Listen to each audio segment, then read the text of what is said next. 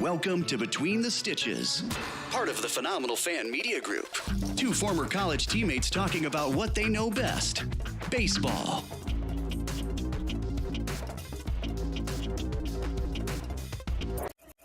Welcome to Between the Stitches.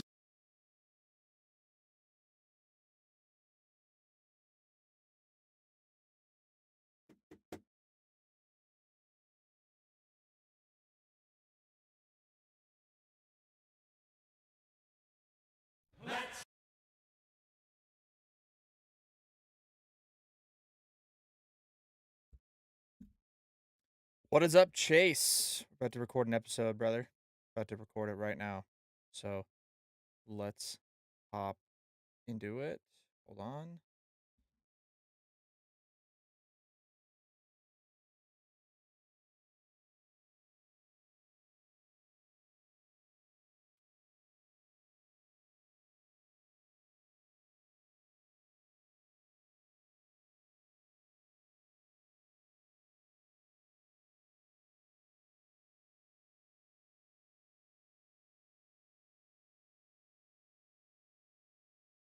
Okay. Let's put this a little bit higher. Let's go up here. Let's see.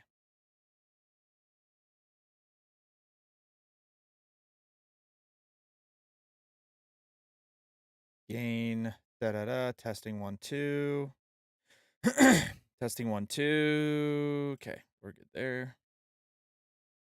All right.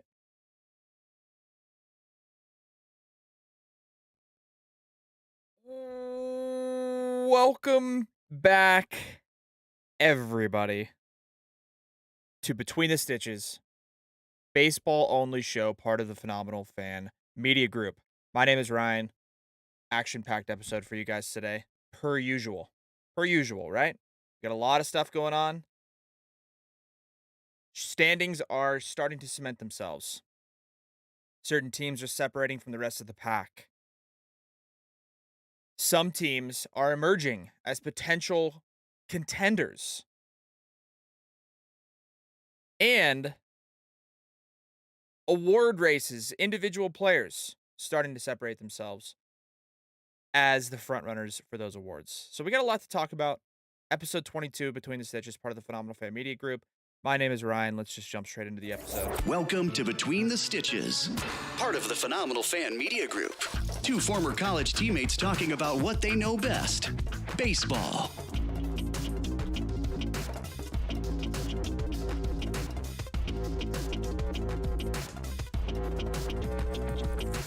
All right. We're here. We're back. We're ready to go. A lot is going on in baseball right now. A lot is going on. Okay? So, let's go over the standings before we get into anything else. Always important to update where the standings are, what is going on in the world of baseball, because there is a good amount of action. Going from east to west, American League to National League, like we always do, we will go through the standings. The Yankees are in first place in the American League East. Not a surprise. 9.5 game lead. Not a surprise. Run differential of over 200. Plus 201 to be exact. Pretty ridiculous. They're 4-6 in their last 10. They have lost 5 games in a row. No time to panic in New York. No time to panic at all. But you had to know that team is going to come down to earth at some point. And they are. Blue Jays in second, Rays in third, Baltimore in fourth, Red Sox in dead last, sitting 16.5 back, 2 games under 500. Yikes for Boston. Yikes for Boston. Should have sold a lot more at the deadline, and they didn't. So, you know what? That's on them. AL Central, by far,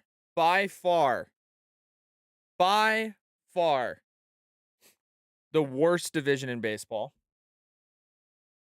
Meaning, The winner of that division right now is Minnesota with a 57-51 record. So they're 6 games over, and they get a 1-game lead over the Cleveland Guardians. The rest of that division, White Sox. White Sox are only 2 games back. They have a minus 12 run differential, but they're 2 games over 500. Realistically, could find themselves in the postseason if they just got a little bit hotter here towards the end of the year. Kansas City stinks. Detroit stinks. American League West, Houston's got an 11-game lead, 70-40, excellent baseball team, always play well. The Seattle Mariners are not going to win that division, but they're in second place at 59-51. And the wild card for the American League right now has Toronto in it, Tampa Bay in as the 2 seed. Well, I should say the 5 seed, but the second wild card, and the Mariners in as the 3rd wild card.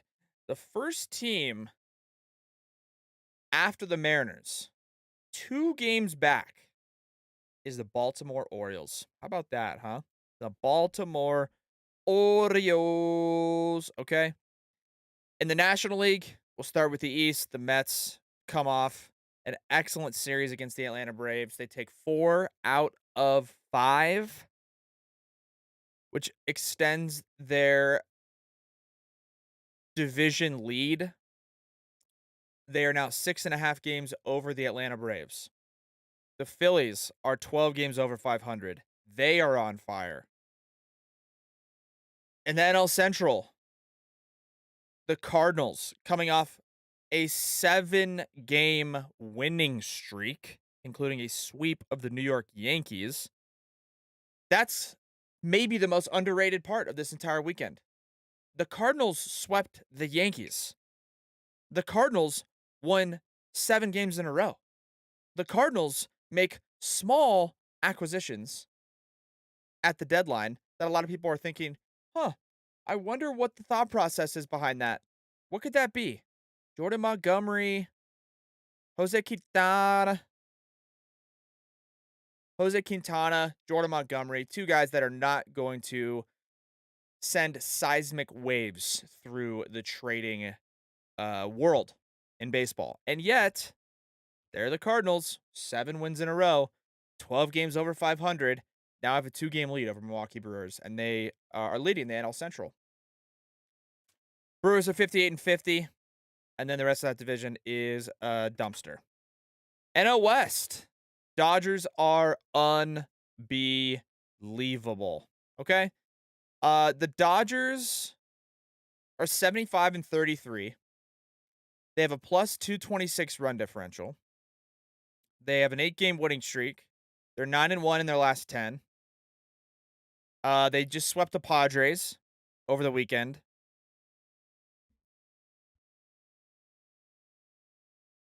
Kind of sent the Padres back down to earth. Padres are 61-50 in second place in that division, 15.5 back, and 5-5 in their last 10. New acquisitions. They're hoping to make a little push there towards the end. The Giants are in third place, 2 games under 500, and the D-backs and Rockies are in a fight for last place in the NL West. So, recapping, the Yankees are winning the East, Twins are winning the Central, Houston's winning the West in the American League. In the National League, Mets are winning the East, Cardinals are winning the Central, Dodgers are winning the West. If the playoffs started today, and if the season ended today, the 1 seed is the New York Yankees in the American League. The 1 seed is the Yankees. The 2 seed is the Houston Astros. The 3 seed is the Minnesota Twins as division winners. The 4 seed would be Toronto. The 5 seed would be Tampa Bay. 6 seed would be Seattle. That's a pretty good group there getting into the postseason. I think nobody expected Baltimore to be near the top. I don't think anybody expected Cleveland to really be competing too much. Both teams playing pretty well. Okay? So, I think that playoff scenario makes a ton of sense. I think people maybe expected the Red Sox to be a little bit better. People expected the White Sox to be better. People expected the Angels to be better. That being said, I think maybe the only Shakeup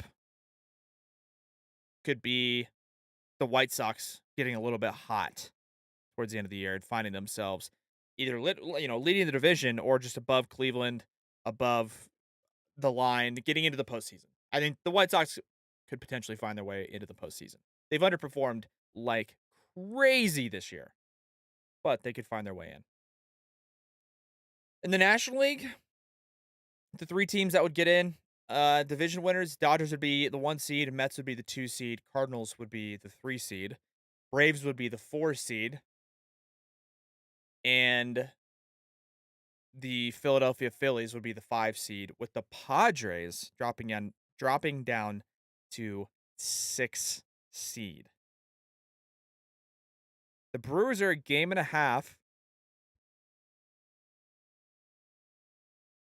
1.5 games behind the Padres for that last wild card spot. That little wild card battle there is going to be interesting to see between the Padres, the Phillies, the Brewers, the Cardinals. All those teams are going to be battling. If the Braves start to cool off again a bit, the Braves potentially, it's going to be a toss up. It's going to be a matchup that's just interesting to see. I think in that situation, you have to, if you're not going to win a division, right? If you're in the NL West, like the Padres, or you're in the American League East, excuse me, if you're in the NL West, like the Padres, or the National League East, Braves or Mets, or Phillies, your goal is to come out of that with at least the second best record in that division, if not the best. Because if you finish with the best, of course, you win the division. But if you finish with the second best, more than likely you'll find yourself as the top wild card team, which would give you home playoff games. Because the 3 seed hosts the 6 seed, and the 4 seed hosts the 5 seed. So, right now, it would be Dodgers Mets getting a bye in the wild card round. The Cardinals would play the Padres, and the Atlanta Braves would play the Phillies. Interesting, right? Very interesting. So, curious to see how that unfolds for the rest of the year. The main thing we wanted to take out of this is the Los Angeles Dodgers. As we sit here today, 108 games into the regular season, we have, let me see, 162 minus 108. We have 54 games left in the regular season. 54 games left. Okay? On August 8th, 108 games into the regular season for Major League Baseball, the Dodgers sit at 75 and 33. They are 42 games over 500. The Dodgers could lose a month straight and be over 500. The Dodgers don't have to win until the middle of September, and they could still finish over 500. At least. The Dodgers sit with a 75 and 33 record, like we mentioned. They have a plus 226 run differential. They're 226 runs better than their opponents. Their expected win total is actually 2 games better than what. Yeah, no. Yeah. Am I reading that right? Yeah, okay, exactly. Their expected win total is 2 games better than their actual win total. Their expected win total, which is calculated by runs scored versus runs allowed, has them expected to be at 77 and 31. They're 75 and 33. The Dodgers have the best team ERA in all of baseball. They have the 4th best bullpen ERA in all of baseball. They have the best offensive OPS of any team in baseball. And every single other category, they are top 6 or better in offensive production.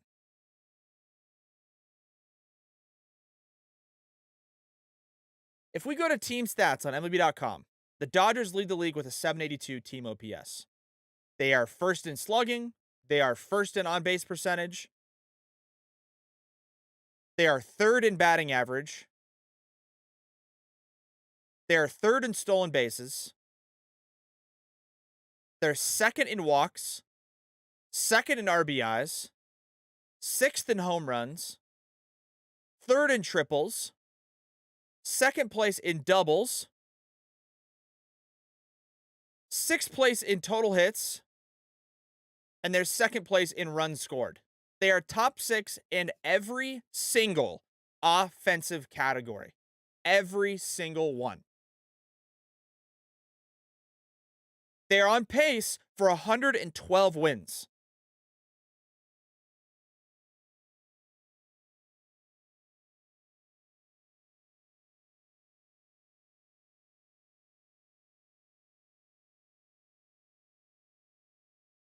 If the Dodgers don't win the World Series this season,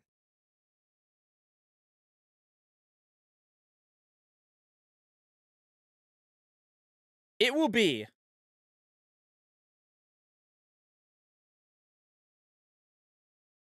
the biggest disappointment in the history of baseball.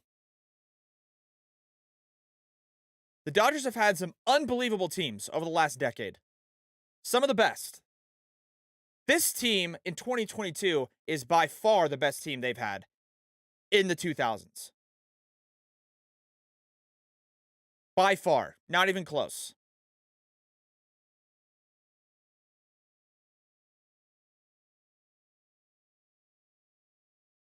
Going through their lineup,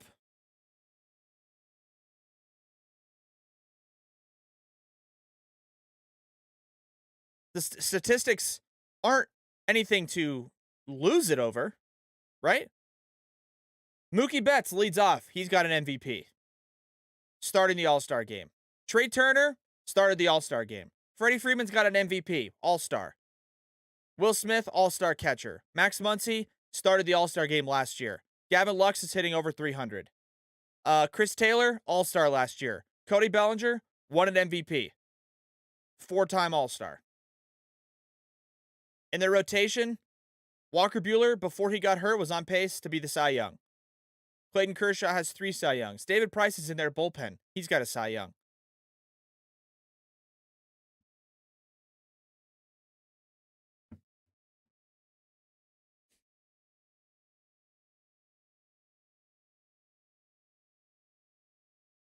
Their team is so loaded.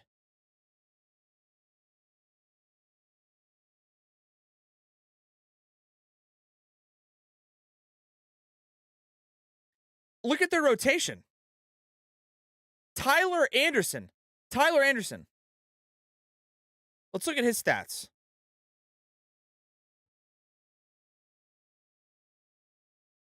The Dodgers, before we even look at Tyler Anderson's stats, okay? Because we're gonna open up a couple of them.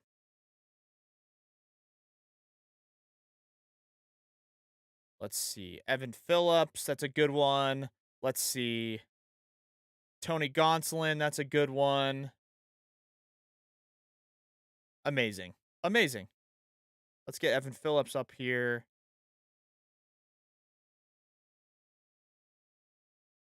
Tony Gonsolin.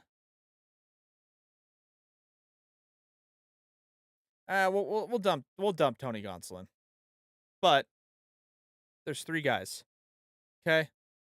3 guys. The point is, the Dodgers have magic potion in their clubhouse. There's no other way to explain the things that they do with pitchers.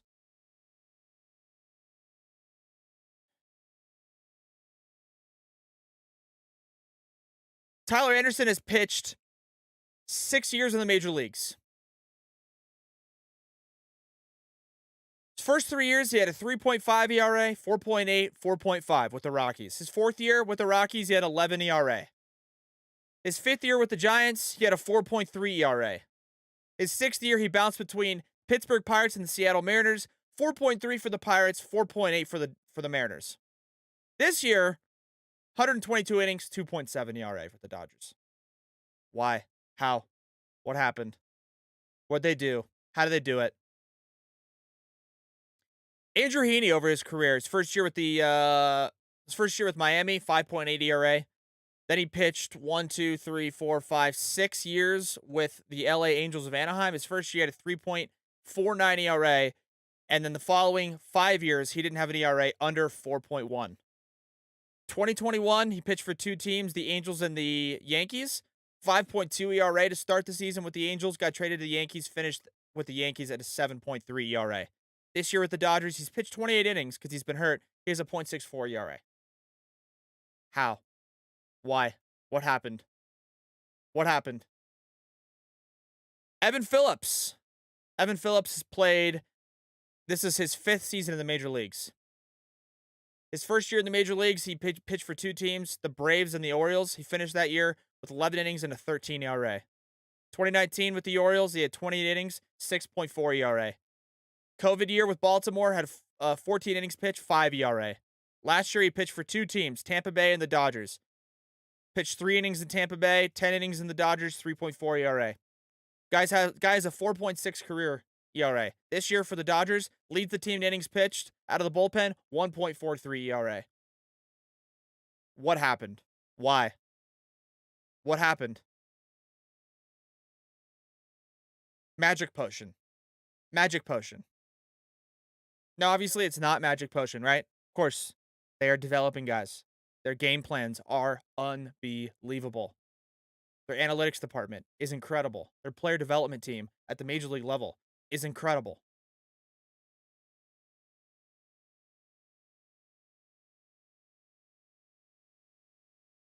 But what's the quote for Moneyball?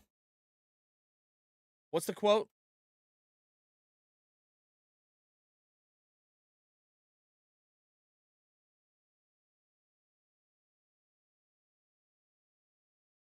That's my offer, right? He goes to visit with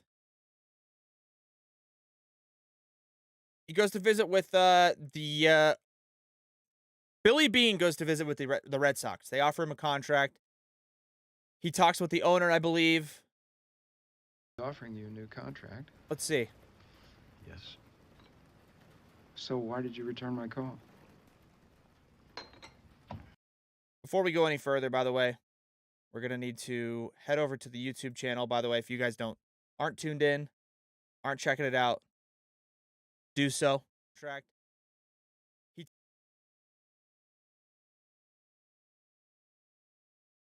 Because we have live chats where you guys can put anything in there you want, essentially, within the rights, of course.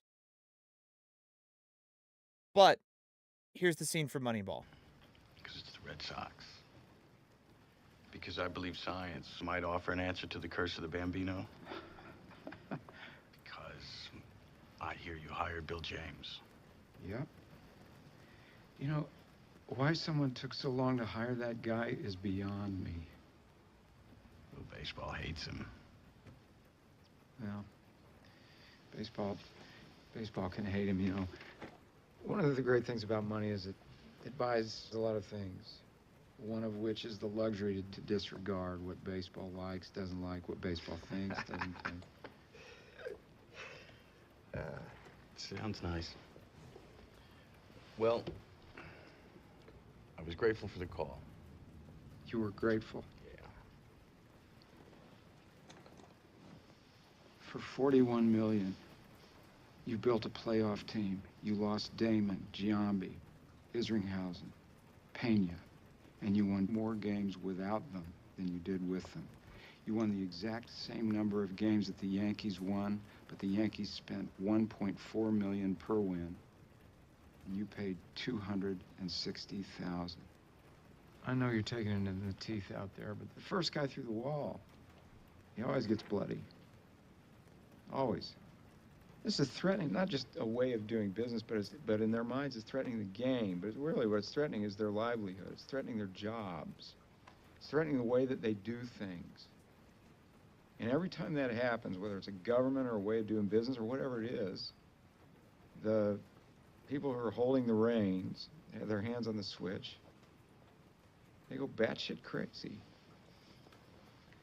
I mean, anybody who's not tearing their team down right now and rebuilding it using your model, They're dinosaurs. They'll be sitting on their ass on the sofa in October watching the Boston Red Sox win the World Series. So that's the same thing, right? You guys just heard it. You just heard it, right? Anybody who is not tearing down their team and duplicating exactly what the LA Dodgers are doing right now are going to die. They're going to die off slowly, and there's not much that they can do about it.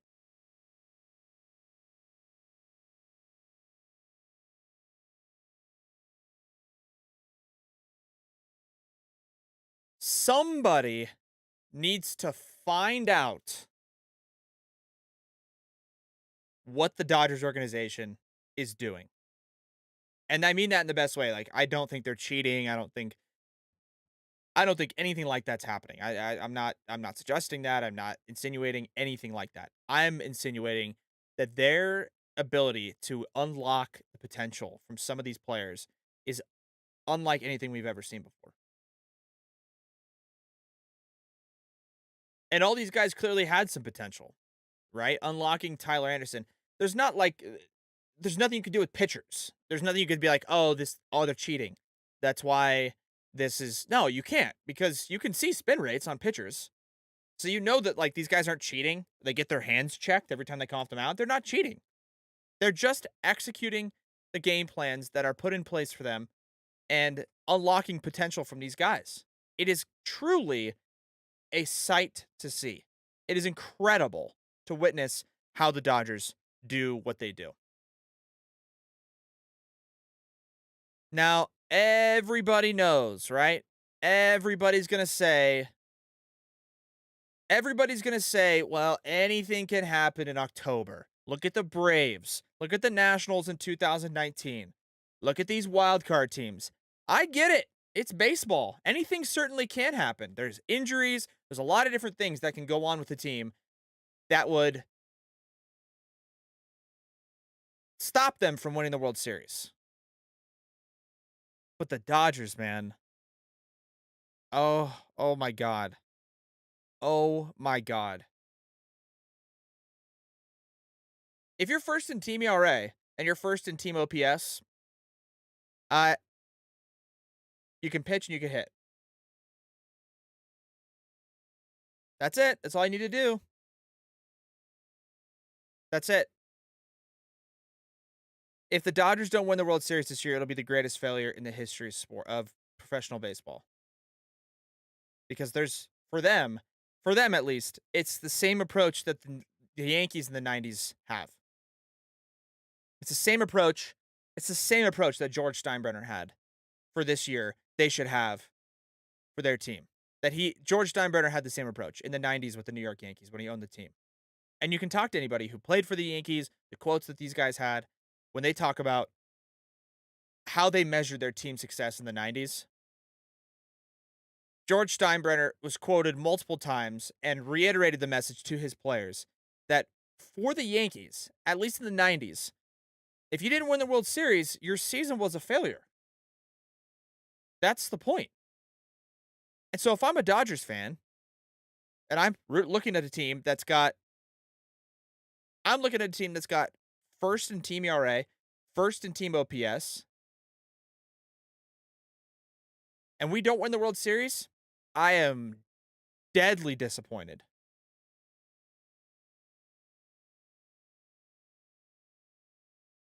For the rest of these teams, besides maybe the Yankees, potentially the Astros, potentially the Mets, a World Series win would be relatively surprising. There's some good teams out there.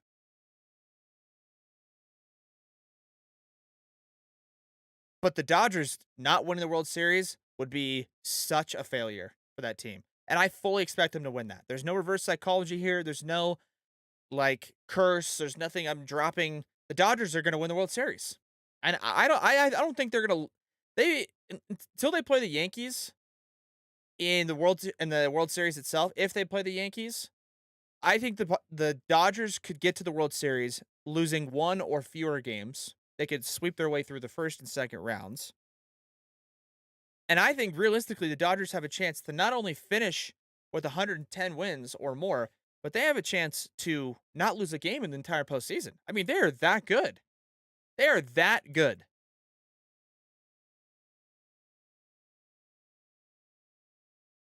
It is incredible how good that team is.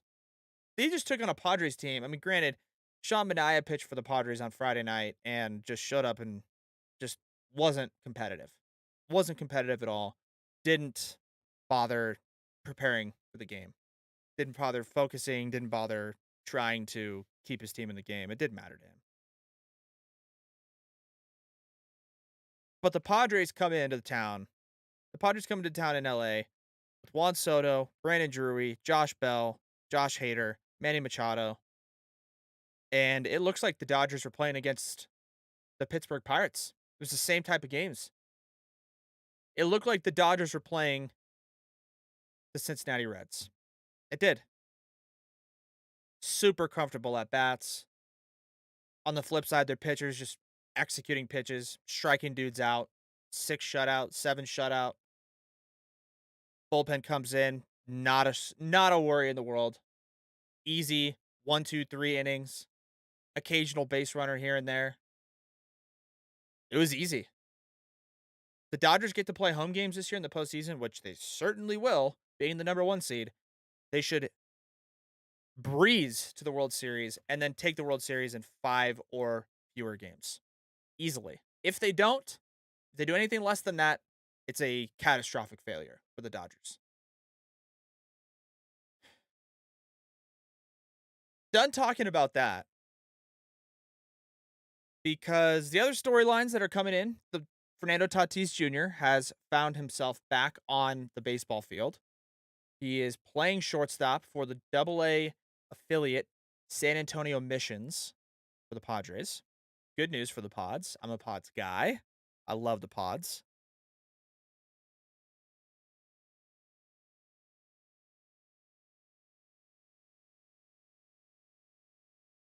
But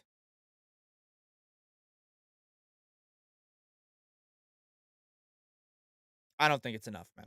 I love Fernando. I love the Padres. The Dodgers are just so much better than everybody. They're so much better than everybody.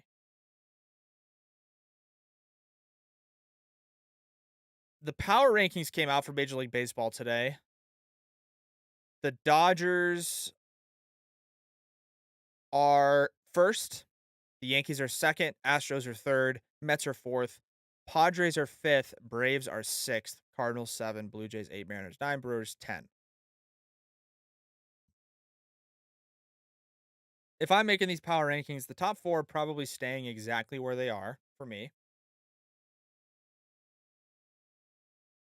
Dodgers are the best team in baseball. Yankees are for sure the second best team in baseball. The Astros are the third best team in baseball. The Mets are really, really good. They are the fourth best team. I think there's a pretty solid drop off there after that. I would put the Braves fifth. I would probably put the Padres. I would put the Braves fifth. I'd put the Cardinals sixth. Padres seventh. Blue Jays, Mariners, and Twins probably above the Brewers. The Brewers aren't good. Phillies are also coming in at 13. I'd put the Phillies probably above a lot. I put them above the Brewers too. Probably. The Phillies are just destroying the ball. Granted, they played the Nationals over the weekend, but they killed them. I mean, they just killed them. So just interesting to see, man. It's interesting to see how all this stuff is going to unfold. It's interesting to see, you know, Jacob deGrom coming back, pitching yesterday. I mean, one thing that lastly to touch on is just Jacob deGrom. When Jacob deGrom is healthy and pitching at his highest level, he's throwing sliders at 96 miles an hour. Sliders at 96 miles an hour. He's throwing fastballs at 102 miles an hour as a starting pitcher.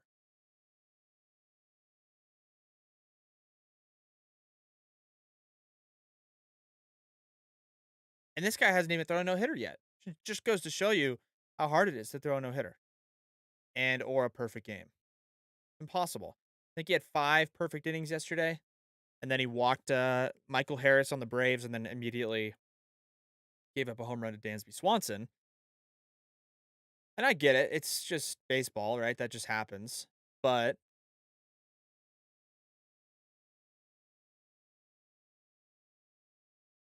I think Jacob deGrom is the best pitcher on the planet. I think.